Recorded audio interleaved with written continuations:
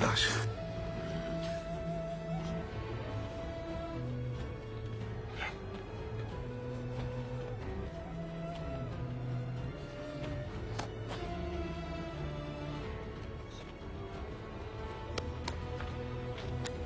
خداش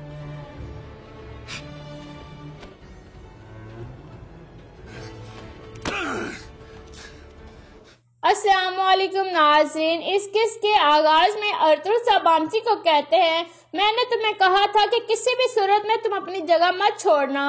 اگر تم وقت پر آ جاتے تو ہم علی تک اور عباستی کو وقت پر قابو کر لیتے، لیکن تمہاری وجہ سے انہوں نے ہمیں جال میں پھنسا لیا۔ گندوز تمہاری وجہ سے زندگی سے لڑ رہا ہے، تمہاری غلطی نے ہمیں بہت نقصان پہنچایا ہے۔ میدان جنگ میں غلطی کی کوئی گنجائش نہیں ہوتی بامسی، جو ایسی غلطی کرتے ہیں وہ سپاہی نہیں ہو سکتے بامسی۔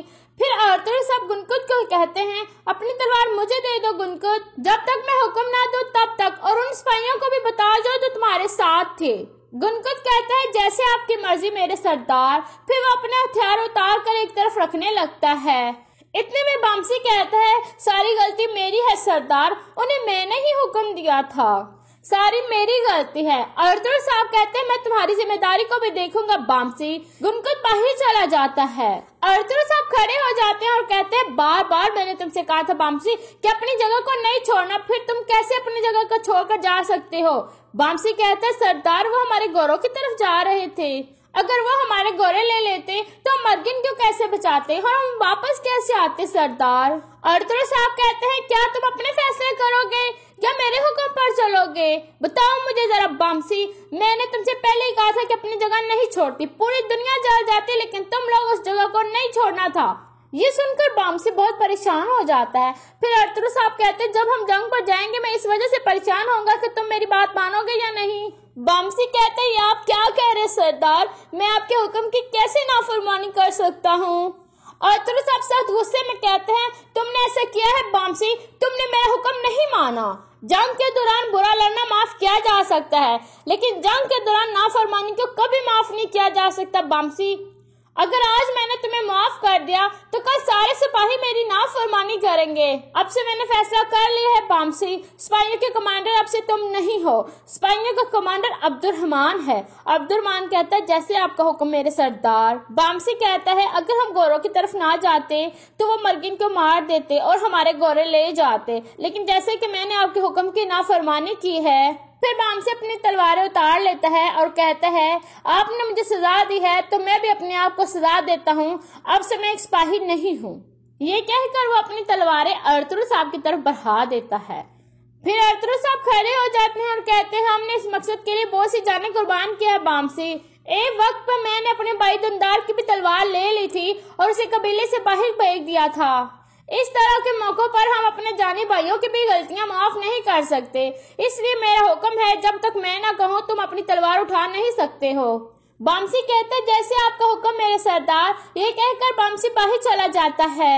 پھر بامسی اپنے خیمے میں داخل ہوتا ہے۔ حفظہ خاتون پوچھتے ہیں بامسی آپ اس وقت یہاں کیا کر رہے ہیں؟ لیکن بامسی کوئی جواب نہیں دیتا اور بہت پریشان ہوتا ہے۔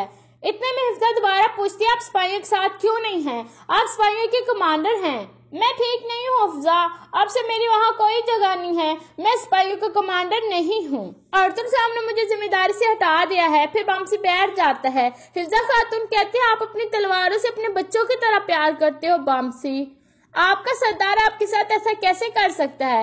پھر بامسی اپنی بیگم کو پورا واقعہ سناتا ہے کہ کس طرح سے ارطغرل صاحب نے اس کی تلواریں لی۔ یہ سن کر حفظہ خاتون کہتی یہ تو کوئی غلطی نہیں ہے، آپ اتنے سالوں سے ان کے ساتھ لڑ رہے ہو، وہ آپ کے ساتھ ایسے کیسے کر سکتے ہیں؟ بامسی کہتا ہے میں کیا کر سکتا ہوں، ایک سردار کا فیصلہ لوہے سے بھی زیادہ مضبوط ہوتا ہے۔ حفظہ خاتون کہتے ہیں آپ دیکھ نہیں رہی بامسی۔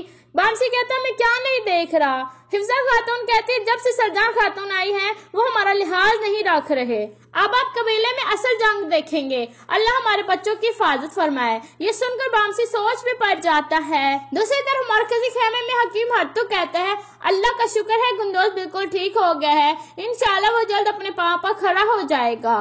پھر ارطغرل صاحب پوچھتے ہیں اور مرگن کا کیا حال ہے؟ حکیم ہرتو کہتا ہے ہم نے علاج کر دیا ہے سردار، باقی اللہ کے ہاتھ میں ہے۔ پھر ترگت کہتا ہے میں نے درگیوس کے ساتھ مل کر اسے بتا دیا ہے کہ علی جگ کا کیا کرنا ہے۔ ارطغرل صاحب کہتے ہیں علی جگ نے اپنی ہر چیز کھو دی ہے، وہ صندوق اور سلطان کیچ کا اس کو حاصل کرنے کے لیے کچھ بھی کرنے کے لیے تیار ہوگا اور ہم اس کی اس کمزوری کا فائدہ اٹھائیں گے۔ پھر ارطغرل صاحب عبد الرحمن کو کہتے ہیں سپاہیوں کو تیار کرو عبد الرحمن، اور کمانڈر ہونے کی ذمہ داری پوری کرو۔ یہ سن کر ترگت حیران ہو جاتا ہے۔ عبد الرحمن وہاں سے چلا جاتا ہے۔ پھر ترگت کہتا ہے آپ بہتر جانتے ہیں سردار، لیکن بامسی کو اس ذمہ داری سے ہٹانے سے اسے بہت دکھ ہوگا۔ ارطغرل صاحب کہتے ہیں تم جانتی ہو ترگت، ایک سردار کے لیے سب سے مشکل فیصلہ کیا ہوتا ہے؟ انصاف کرنا۔ ترگت کہتا ہے جیسے آپ کا حکم میرے سردار۔ پھر ارطغرل صاحب کہتے ہیں اصل مسئلہ اب علی جگ اور الباستی ہیں، ایک دفعہ بچ گئے ہیں لیکن اگلی بار ہم ایسا نہیں ہونے دیں گے۔ پھر وہ دیکھیں گے کہ کون شکار ہے اور کون شکاری۔ دوسری طرف علی جگ قلعے میں پہنچ چکا تھا۔ علی جگ کے اندر آتے ہی اورانوس کہتا ہے خوش آمدید کمانڈر علی جگ، میں آپ کو خوشی کی دعوت بھیجنے ہی والا تھا، آپ خود ہی یہاں آئے بیٹھے۔ علی جگ کہتا ہے میں یہاں انتقام لینے اور خون پینے آیا ہوں۔ اورانوس شراب ڈالتے ہوئے کہتا ہے بیٹھ کے بات کرتے ہیں کمانڈر علی جگ۔ علی جگ کہتا ہے کیا تم میرے ساتھ کھیل کھیل رہے ہو درگیوس؟ تمہیں نہیں پتا کہ کیا ہوا ہے؟ اورانوس قسم کھا کر کہتا ہے مجھے نہیں پتا لیکن کیا ہوا ہے؟ علی جگ کہتا ہے وہ میرا ایک اہم جاسوس اٹھا کر لے گئے ہیں، تمہیں نہیں پتا اس سارے معاملات کے بارے میں؟ کیا ان سب کے پیچھے تمہارا ہاتھ ہے؟ اورانوس کہتا ہے میں دنیا پر حکمرانی کرنے والے منگولوں کے ساتھ ایسا کیسے کر سکتا ہوں؟ میں ایسا کیوں کروں گا؟ میں اتنا بے وقوف نہیں ہوں۔ میں اپنی وفاداری ثابت کرنے کے لیے ایک چیز آپ کو دکھانا چاہتا ہوں۔ علی جگ کہتا ہے تم مجھے کیا دکھاؤ گے؟ اورانوس کہتا ہے میرا سوگت میں موجود جاسوس۔ علی جگ کہتا ہے میں اسے اپنے ساتھ لے جاؤں گا، بتاؤ مجھے وہ کون ہے، میں لوگوں کے سارے خط جاننا چاہتا ہوں۔ اورانوس کہتا ہے سوگت کے چرچ میں گھنٹی والا۔ علی جگ اسے چھوڑ دیتا ہے اور کہتا ہے تو ہماری قسمت اس جھکے ہوئے آدمی پر ہے۔ دوسری طرف درگیوس کئی قبیلے پہنچ جاتا ہے۔ ارطغرل صاحب کہتے ہیں تم نے بہت بہادری کا مظاہرہ کیا ہے، اب میں تمہیں ایک اہم ذمہ داری سونپنا چاہتا ہوں گھنٹی والے۔ یہ بہادری تم علی جگ کو دکھاؤ گے اور ایک چارے کے طور پر استعمال ہوگی۔ دوسری طرف بامسی پریشان حالت میں گھوڑے کے پاس کھڑا تھا۔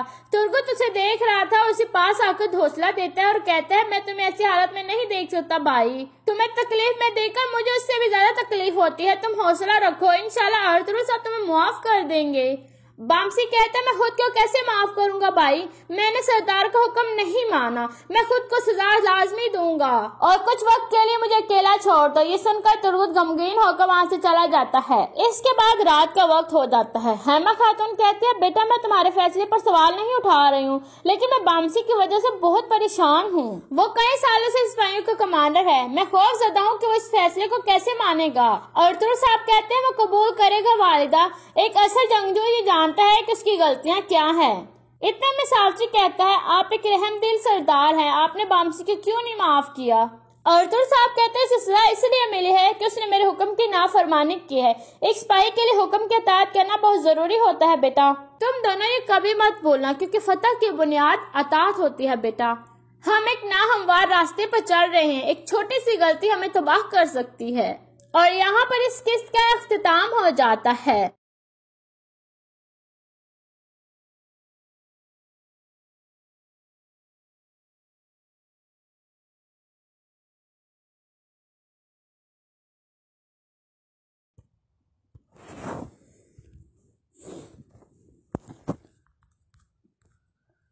لاڈے کی بات سن کر باہر نکل آئی ہے، شور اسے اچانک سنائی دیا تھا، وہ اپنی جھونپڑی میں آرام کرنے کی غرض سے لیٹی ہوئی تھی اسے شور کی آواز سنائی دی۔ دوپہر کے وقت تھا اور سب جانور اپنے اپنے گھروں میں چھپے تھے۔ سنڈریلا جھونپڑی سے باہر نکل کر دیکھنے لگی، اسے چیخنے کی آواز بس دور سنائی دے رہی تھی مگر چیخنے والی نظر نہیں آ رہا تھا۔ چیخ سوائی قسم کی تھی، اس کا مطلب تھا کہ کوئی لڑکی چیخ رہی ہے، مگر کیوں؟ آخر اس کا کیا مصیبت ہے؟ ان سوالوں کا جواب سنڈریلا نے تلاش کرنا تھا، اور پھر سنڈریلا تیزی سے درختوں کے جھنڈ کی طرح دوڑی، قریب ہی پہنچ کر اس نے دیکھا ایک پری چینخ مار رہی دوڑ رہی تھی۔ اس کے پیچھے ایک خوفناک دیو بھاگ رہا تھا۔ اس کے بھاگنے کے انداز بتا رہا تھا کہ وہ اس کا دشمن ہے۔ پری بدستور چیخ رہی تھی۔ سنڈریلا نے سوچا کہ وہ کیوں نہ اس مظلوم پری کی مدد کرے۔ یہ سوچ کر سنڈریلا اس کی طرف بڑھی۔ اتنے میں پری کی نظر سنڈریلا پر پڑی۔ اس نے اپنا رخ سنڈریلا کی طرف کر دیا۔ پری اس کے نزدیک آ کر رک گئی۔ اس کے پہلے کہ کچھ سمجھی، پری نے اس کی انگلی میں ہیرے کی انگوٹھی تھی پہنا دی۔ سنڈریلا کچھ نہ سمجھ سکی کہ اس نے یہ حرکت کیوں کی۔ تھوڑی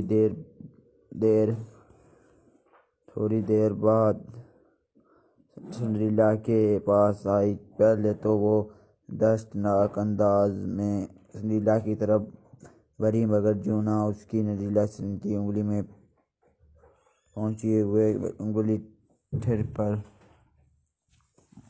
انگوٹھی پر پڑی۔ اس کے اٹھتے قدم رک گئے۔ وہ سنڈریلا سے کچھ دور ہی کھڑا ہو گیا اور اسے پکارنے لگا۔ سنڈریلا بھی ابھی تک کچھ نہ سمجھ سکی تھی کہ دیو اس کی طرف آتا ہوا کیوں سرک گیا۔ اسے آدم پریاس پری کو میرے حوالے کر دو، یہ میری گھیتر ہے، دیو نے کہا۔ تو پری بولی، نہیں اے نیک دل پری، یہ جھوٹ بکتا ہے، میں اس کی گھیتر نہیں ہوں۔ یہ مجھ سے زبردستی شادی کرنا چاہتا ہے۔ اس کا نام کانا دیو ہے اور یہ بے حد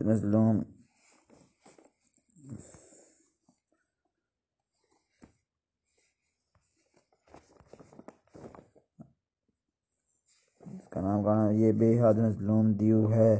پری کی بات سن کر سنڈریلا دیو کی طرف گھورنے لگی۔ دیو نے کہا، اے آدم پری، تو کو شرافت سے میرے حوالے کر دے، نہیں تو میں تیرا خون پی جاؤں گا۔ نہیں نیک دل پری، یہ تیرا کچھ نہیں بگاڑ سکتا۔ جب تک تو نے یہ انگوٹھی پہن رکھی ہے، یہ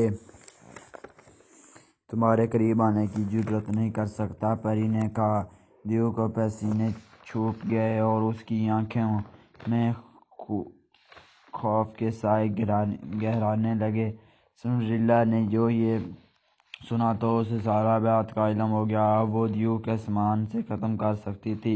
چنانچہ اس نے پری کو اس ظالم دیو سے چھڑانے کا فیصلہ کر لیا۔ پھر خنجر نکال کر دیو کی طرف بڑھی اور اس کی انگوٹھی سے خوبصورت اور دلکش شعاعیں پھوٹ رہی تھیں۔ سنڈریلا جو نہ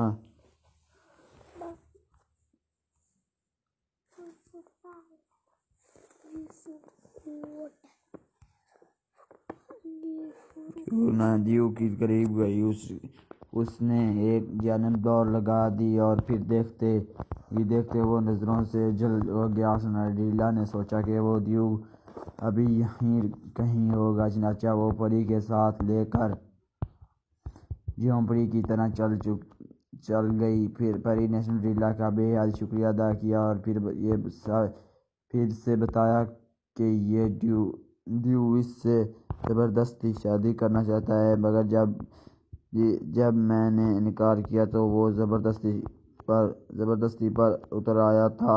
سنڈریلا نے اسے حوالے کر دیا اور وعدہ کیا کہ وہ کانا دیو ختم کرنے کی کوشش کرے گی۔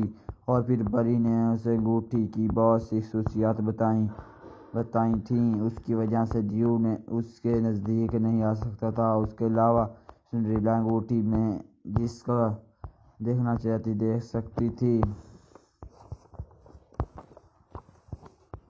اب ذرا دیو کا حال سنیں۔ سنڈریلا نے بھاگ کر دور جنگل کی ایک طرف واقع پہاڑی کی طرف چلا گیا تھا اور پھر ایک غار میں چھپا تھا۔ اس نے بیٹھ کر پری کے بارے میں سوچ رہا تھا کہ اگر ایک مرتبہ وہ پری کو قوت کر لے جانے میں کامیاب ہو گیا تو راجا سے کہہ کر زبردستی اس سے شادی کر لے گا۔ پھر اس نے سنڈریلا کے خلاف ایک زبردستی منصوبہ بنایا۔ اگلے صبح اس نے ایک شیر کا روپ دھار اور پھر سنڈریلا کی طرف روانہ ہوا۔ انتخاب سے سنڈریلا باہر نکل آئی۔ سنڈریلا نے جب ایک شیر کو اپنے سامنے دیکھا تو بڑی حیران ہوئی کہ شیر اس کے جنگل کا نہیں ہے۔ سنڈریلا نے شیر سے پوچھا کہ وہ کس جنگل کا ہے۔ مجھے آپ سے ایک ضروری کام ہے۔ سنڈریلا نے کام پوچھا تو دیو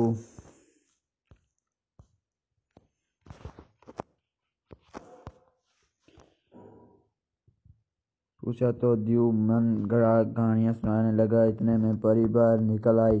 اس کی نظر جب شیر پر پڑی تو اس نے فوراً پہچان لیا کہ یہ وہی کانا دیو ہے، اور پھر پری نے فوراً اس کے متعلق سنڈریلا کو آگاہ کیا۔ اس سے پہلے کہ سنڈریلا کچھ کرتی، شیر نے زبردستی چینخ خارج کی اور اپنی اصل حالت میں آ گیا۔ شیر کا غلبہ وہ اس سے اترا چکا تھا۔ چینخ مارنے کے ساتھ ہی اس کے منہ سے سرخ رنگ کا دھواں نکلا اور سنڈریلا کی طرف پھونکا۔ وہ تیزی سے اس طرح ہو گئی۔ پھر اس نے اپنا خنجر نکالا، دیو کی طرف بڑھی اور پھر دونوں میں خونی جنگ شروع ہو گئی۔ آخر سنڈریلا نے اسے ہلاک کر دیا۔ پری نے شکریہ ادا کیا اور سنڈریلا کو کاف کے سیر کے لیے اپنے ساتھ کوہ سفید لے گئی۔ ایک ہفتہ تک سنڈریلا کوہ سفید کی سیر کی اور پھر واپس آ گئی۔ سنڈریلا پر اجل کا سحر کا بھوت سا تھا اور جادوگر سے لڑتے لڑتے تھک گئی تھی، اس لیے اس نے سوچا کہ کیوں نہ سیر و تفریح بھی کر لی جائے۔ چنانچہ اس نے فید اللہ کو اپنا ارادے سے آگاہ کیا تو انہوں نے اپنے بخوشی اجازت دے دی۔ سنڈریلا بے حد خوش تھی اور پھر سیر کے لیے نکل کھڑی ہو گئی۔ آج کل سنڈریلا افریقہ کے ملک آتی ہوئی تھی۔ اب تک اس نے پورے ملک کی سیریں کی تھی۔ اس کے ذہن میں ایک خیال آیا۔ اس نے جنگل کی ملکہ کی بہت تعریف کی تھی۔ وہ اس ملک میں اس طرح مشہور تھی جیسے سنڈریلا جادوگروں اور اسلامی لشکر میں مشہور تھی۔ چنانچہ سنڈریلا نے سوچا کیوں نہ لگے ہاتھوں جنگلی لڑکیوں سے ملاقات کر لی جائے۔ چنانچہ سنڈریلا نے اس دن حسن محمول زنجیر کندھے سے لٹکائی اور جنگل کی طرف روانہ ہو گئی۔ سنڈریلا کا جلسہ ایسا تھا کہ لوگ اسے غور کر دیکھ رہے تھے، مگر وہ ان کے گھورنے سے بے نیاز منہ چلاتی ہوئی چلی جا رہی تھی۔ اس کے گھورنے والوں کو کوئی پرواہ نہ تھی۔ وہ جنگل کی حد میں داخل ہوئی تو اس نے دیکھا کہ ایک پھر تلابند درخت پر چڑھا ہوا تھا۔ یہ ناریل کا درخت تھا۔ وہ شاید سنواٹ کے لیے ناریل توڑ رہا تھا۔ سنڈریلا پہچان گئی تھی کہ یہ وہی بندر ہے جسے چینٹو کہتے ہیں۔ یہ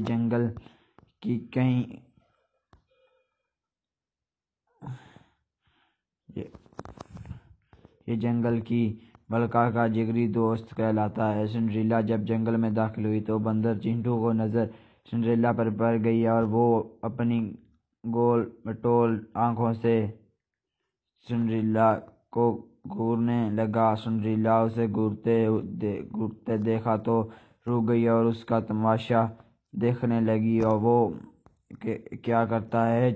چینٹو حیرت و دلچسپی سے سنڈریلا کو دیکھ رہا تھا۔ اس نے سنڈریلا کے لباس پر نگاہ دوڑائی تو اس کے ذہن میں خیال آیا کہ یہ لڑکی جادوگرنی ہے اور اس جنگل میں ضرور کوئی گڑبڑ کرنے کی غرض سے آئی ہے۔ ان دونوں ملکہ کے جنگل میں پر پہلے سے ہی ایک چڑیل کا قبضہ تھا اور جنگل کی ملکہ اس سلسلے میں بھاگ دوڑ کر رہی تھی۔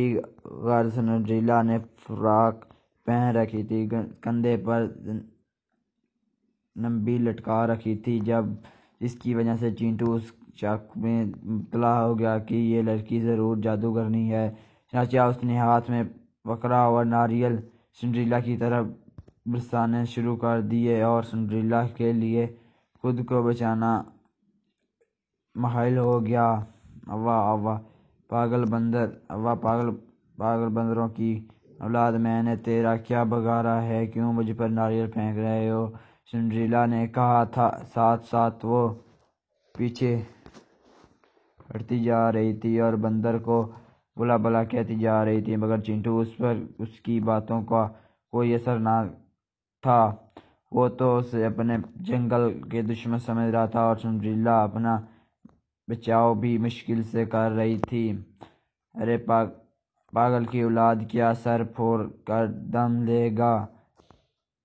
تھوڑا بھی مزہ چکھاتی ہوں، سنڈریلا نے کہا اور پھر نمبیل میں ہاتھ ڈال کر ایک سیب نکالا اور پھر پورے قوت سے چینٹو کی طرف اچھال دیا۔ سیب چینٹو کی ناک پر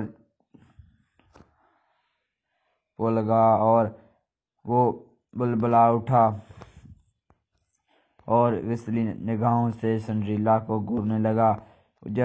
جس نے دیکھا کہ سنڈریلا ایک سیب اور نکال رہی ہے تو وہ گھبرا گیا اور اس نے سوچا کہ ملک کے ایک صورتحال اور سے آگاہ کرنا چاہیے۔ چنانچہ اس نے درخت پر سے چھلانگیں لگائی اور ملکہ کو جھونپڑی کی طرف دوڑ پڑا اور سنڈریلا نے سکون کی سانس لی۔ چینٹو سیدھا جنگل کی ملکہ کی جھونپڑی میں پہنچا تو وہ خوشحالی تھی۔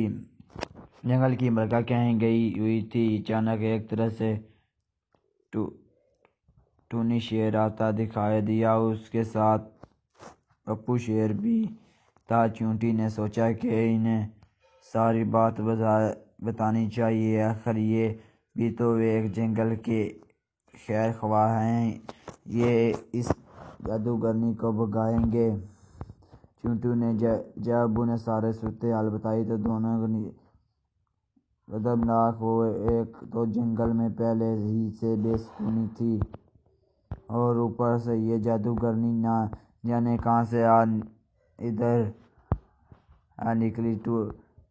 ٹونی شیر نے کہا، میں اس کی خبر لیتا ہوں، لیکن پپو شیر نے کہا اس کو ابھی خدمت کا موقع دیا جائے۔ چنانچہ وہ چینٹو کا ہمراہ اس طرح روانہ ہو گئے۔ دونوں طرف سنڈریلا بڑے محتاط طریقے سے جنگل میں قدم رکھتے ہوئے چلی جا رہی تھی۔ اچانک سنڈریلا نے شیر کو اپنی طرف آتے دیکھا تو خوفزدہ ہو گئی، اس کا چہرہ افق ہو گیا اور وہ سوچنے لگی کہ اب کیا کرے۔ اچانک اس کے ذہن میں ایک خیال آیا۔ اس نے ایک شیشی نکالی جس میں تیز خوشبو آ رہی تھی۔ سنڈریلا نے شیشی کا ڈھکن کھولا تو اس کو مسحور کن مہک فضائیں بکھیر گئیں۔ سنڈریلا نے اس سے قبل ایک ناک میں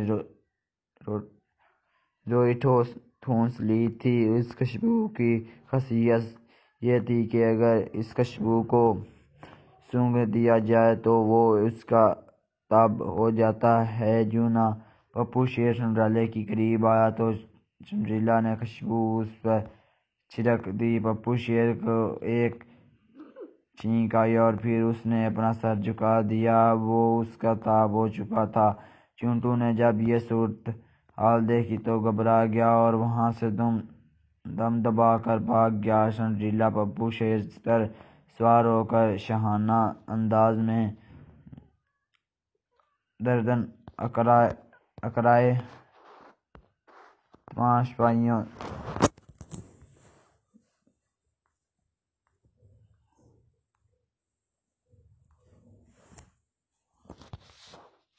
گردن اکڑائے جنگل کی ملکہ کی جھونپڑیوں کی طرح چل دی۔ چونٹو وہاں سے بھاگ کر جب جھونپڑی میں پہنچا تو اتفاق سے وہاں پر جنگل کی ملکہ بھی موجود تھی اور پریشان تھی۔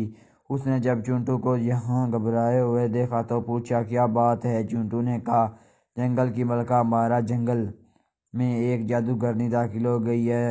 یہ ضرور اس چڑیل کی ساتھی ہے جو کہ ہمارے جنگل پر قبضہ کرنا چاہتی ہے۔ ملکہ یہ سن کر پریشانی میں ہوگی اور خنجر نکال کر جھونپڑی سے باہر آئے گی۔ باہر اس نے عجیب ہی منظر دیکھا کہ پپو شیر ایک خوبصورت لڑکی کا تاب تھا اور اس پر سوار ہو کر شاہانہ انداز میں چلی آ رہی تھی۔ جنگل کی ملکہ سنڈریلا کو دیکھ کر سوچ میں پڑ گئی۔ اس کا گزشتہ رات والا خواب یاد آ گیا کہ کل رات کے وہ جب روتی ہوئی سو گئی تھی تو اس کو ایک بزرگ کا زیارت ہوئی تو انہوں نے ملکہ کو بتایا تھا کہ تیرے مشکل حل کرنے کے لیے ایک خوبصورت لڑکی جنگل میں آئے گی۔ اگر تو نے اسے طریقے سے استقبال کیا تو وہ ضرور تیری مدد کرے گی۔ ملکہ یہ سوچ تھی کہ سنڈریلا پپو شیر پر سوار اس کے قریب پہنچتی اور پھر پپو شیر سے چھلانگ لگا کر اتر آئی۔ جنگل کی ملکہ نے زبردستی طریقے سے اس کا استقبال کیا اور اس کے ساتھ معاوضہ کیا اور خوشی خوشی جھونپڑی کی طرف لے گئی۔ چونٹو یہ سب کچھ دیکھ کر حیران رہ گیا۔ پھر سنڈریلا نے اپنا متعارف کروایا۔ ملکہ بہت خوش ہوئی اور اسے جنگل کی سیر کروانے لگی۔ سارا دن جنگل کی سیر کرنے کے بعد وہ شام کو واپس جھونپڑی میں آ گئی۔ پھر جنگل کی ملکہ نے ڈائن کے متعلق بتایا تو سنڈریلا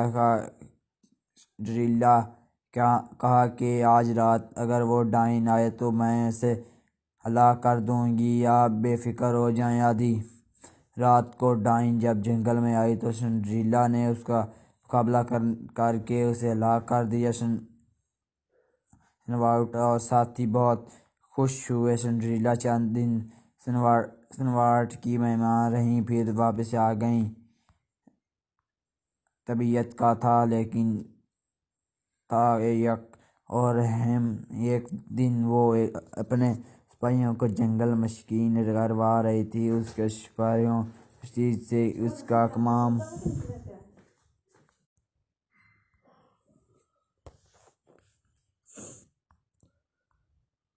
اس کے کام کے بجائے وہ باری کر رہے تھے۔ وہ انہیں تیز انداز کے مشق کروا رہا تھا۔ اس نے حکم دیا، تیز چلو۔ تمام سپاہی بیک وقت تیز چلائے اور تمام اپنے نشانوں پر لگے۔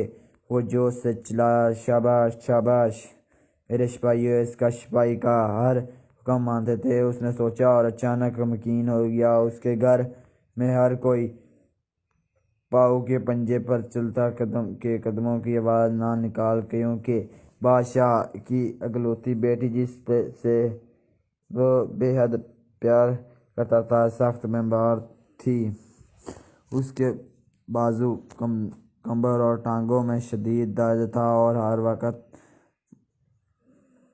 بخار میں رہتی۔ دن بھر کے حکیم اور دانا اس کی بیماری ٹھیک نہ کر سکے۔ جنگی مشق سے واپس پر اس نے ایک سپاہی کو کہا، جاؤ اور تازے انگور درخت کی بیل سے اتار لاؤ۔ دوسرے سپاہیوں کو کنویں سے پانی لینے کے لیے بھیجا۔ اس نے شر سے اپنے دل میں سوچا، ہر ایک اس کا حکم مانتے ہیں اور ڈرتا ہے، لیکن میری بیٹی کا درد، اس کا کوئی حکم نہیں دیکھ سکتا کیونکہ وہ میرے تاب نہیں۔ جب دوپہر کا کھانے کا وقت ہوا تو وزیر اعظم نے حکم دیا کہ سب سپاہی بیٹھ جاؤ اور کھانا کھاؤ۔ ہر ایک ہر ایک اس کے حکم کی تکمیل کی اور کھانا کھانے لگے، لیکن وزیر اعظم بہت اداس تھا، اس نے کچھ نہ کھایا۔ اس نے افسوس سے سوچا، میری پیاری بیٹی کا کیا بنے گا، کیوں وہ مر جائے گی؟ مونے مونے آنسو اس کی آنکھوں سے بہہ کر اس کے رخسار سے ہوتے ہوئے اس کے سیلا پر گرنے لگے۔ اچانک اس کے دروازے پر دستک ہوئی۔ اس کا کچھ دوست کو اس سے ملنے آئے تھے۔ انہوں نے اس سے کہا، ہمیں تمہاری بیٹی کی بیماری کا بہت افسوس ہے۔ ہم نے بہت جانا تھا کہ بعد ادا کہ علامہ صاحب اگر دوا کے لیے درخواست کریں تو شاید اس کی بیٹی ٹھیک ہو جائے۔ یہ بات وزیر اعظم کے دل پر لگی اور اس نے اس سے فوراً اس بزرگ سے ملنے کا ارادہ کیا اور بھاگتا ہوا اپنے گھر سے نکلا۔ وہ علامہ صاحب سے اپنی بیٹی کی صحت یابی کی دعا کروانا چاہتا تھا۔ جب علامہ صاحب کا وہ پہنچا تو اسے بہت محرم مجسمے کا بیچ اس نے علامہ صاحب کو وسیم کرتے ہوئے پایا۔ وہ جمع کو چیرتا ہوا علامہ صاحب کے پاس پہنچا اور بڑے ادب سے کہا، اے ایک دل بزرگ، میں اپنی بیٹی سے محبت کرتا ہوں، لیکن وہ بہت بیمار ہے اور قریب المرض ہے۔ اس حکیم حکم کرے بیماری کو کیا کہ وہ میری بیٹی کو جا چھوڑ دے۔ اچھا، میں تمہارے ساتھ چلتا ہوں، اللہ تعالیٰ اسے ضرور شفا دے گا، وزیر اعظم نے بزرگی سے کہا۔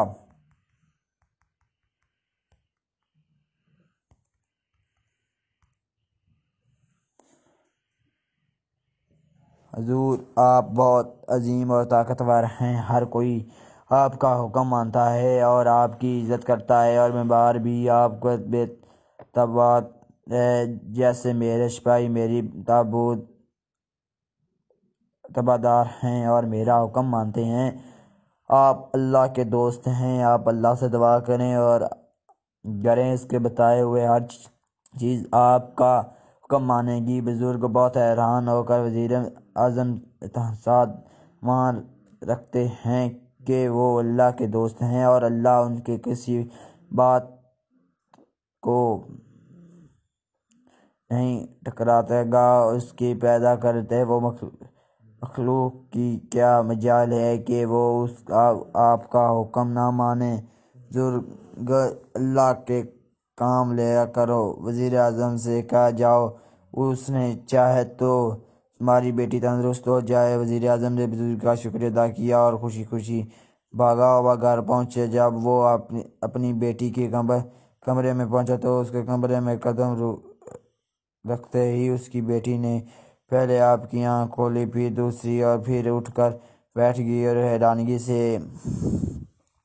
اپنے جسم کو ٹولنے لگی۔ اب اس کے جسم کے کسی حصے میں درد نہیں تھا اور نہ ہی بخار۔ وہ خوشی سے چلی، میں بالکل ٹھیک ہوں۔ وزیر اعظم کا چہرہ خوشی سے چمکنے لگا اور وہ بولا، ہاں بیٹی، بزرگ کی دعا سے اللہ تعالیٰ نے مہربانی کی، اب تم بالکل تندرست ہو۔ اب وزیر اعظم کو یقین ہو گیا کہ سب سے بڑا حکم اللہ اور سب کچھ اس کے قبضہ قدرت میں ہے اور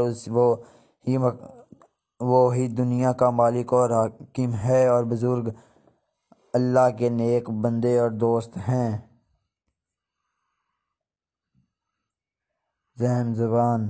ایک دفعہ کا ذکر ہے کہ ایک گاؤں میں ایک لکڑہارا اپنے خاندان کے ساتھ رہتا تھا۔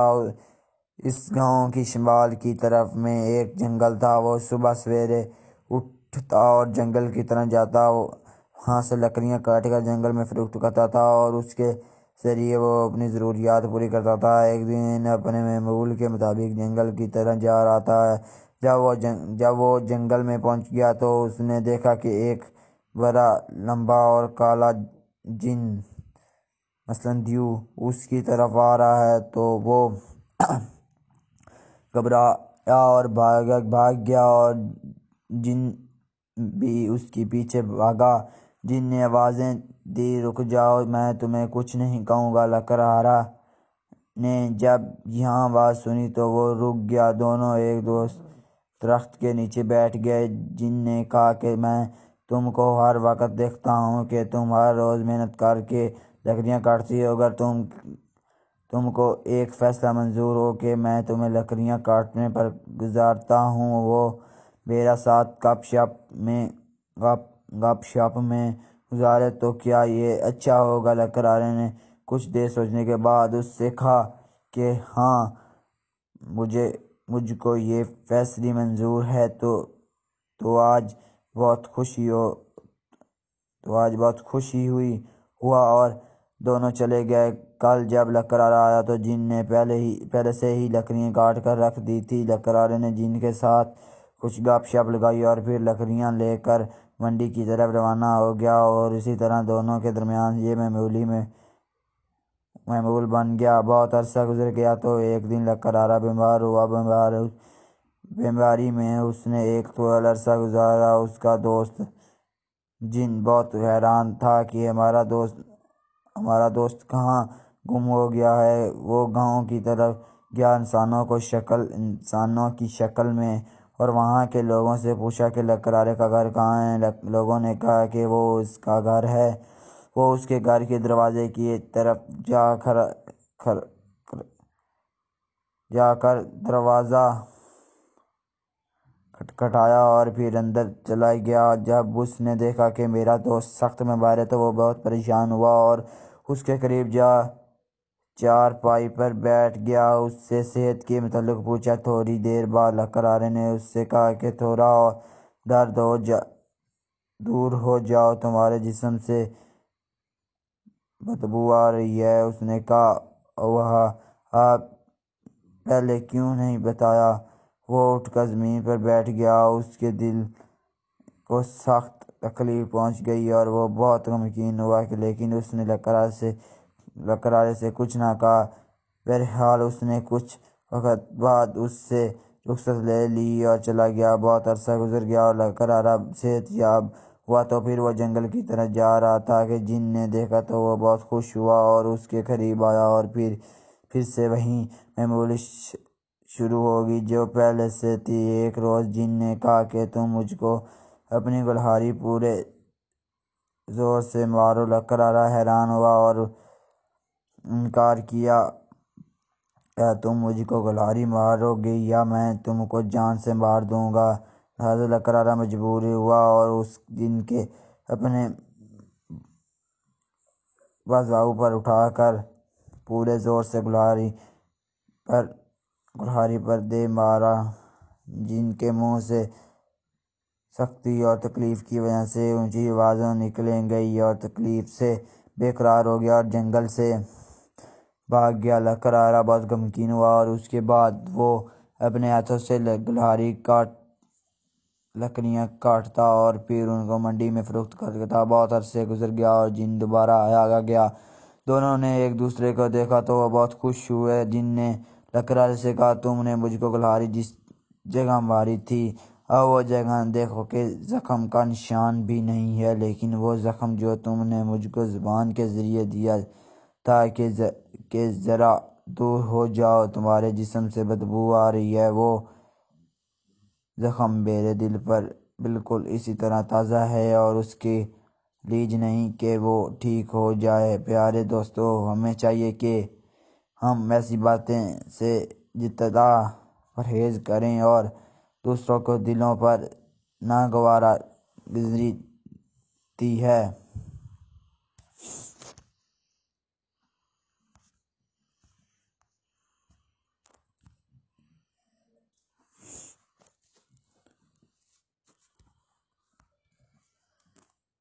ابھرے آسمانی محل کا دیو ان دنوں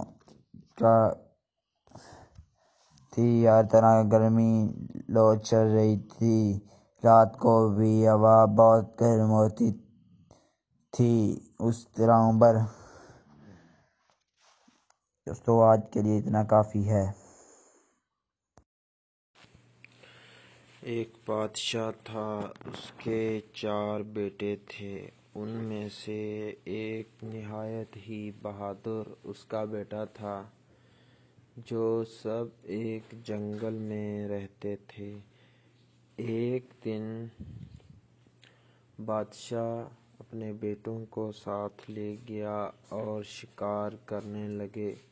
شکار کے دوران اس کا ایک بیٹا کہیں کھو گیا۔ اس کے کھونے کی وجہ سے بادشاہ بہت پریشان تھا۔ چنانچہ ہوتا یوں ہے کہ رات ہو جاتی ہے۔ وہ سب لوگ بہت پریشان تھے۔ ان کا بیٹا کہیں جاتا جاتا ایک کھائی میں گر جاتا ہے، جہاں پہ بہت ہی خطرناک جانور رہتے تھے۔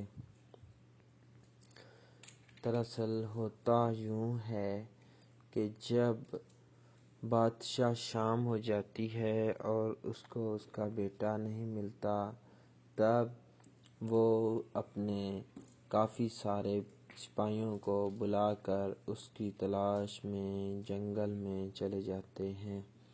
جب جنگل میں جاتے ہیں تو انہیں کسی کے چلانے کی آوازیں آ رہی تھی۔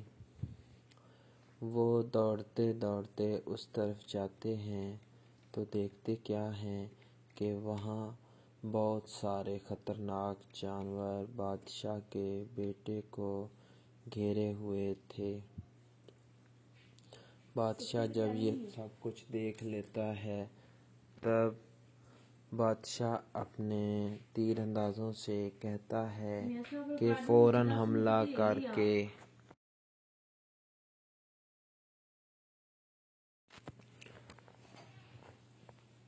ہوتا کچھ یوں ہے کہ بادشاہ کے سپاہی بڑی مشکل سے اسے بچا لیتے ہیں۔ پھر بادشاہ اپنے بیٹے کو ساتھ لے کر گھر کی جانب چل پڑتا ہے۔ بادشاہ اپنے بیٹے سے پوچھتا ہے کہ تم ہم سے کیسے بچھڑ گئے؟ ان کا بیٹا انہیں بتاتا ہے کہ میں کسی شکار کی لالچ میں آ گیا تھا۔ میں شکار کرتا کرتا ایک طرف نکل گیا۔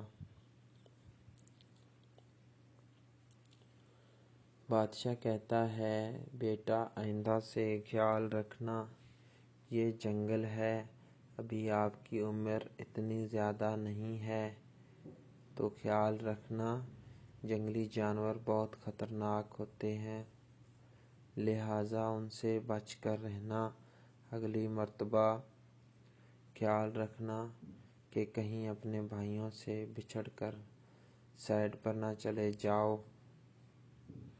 بادشاہ کا بیٹا اپنے بابا کی بات مانتے ہوئے کہتا ہے، بابا انشاءاللہ نیکسٹ ٹائم میں ایسا نہیں کروں گا۔ اس کے بعد وہ سب ہنسی کھیلی اپنے گھر کی طرف لوٹتے ہیں۔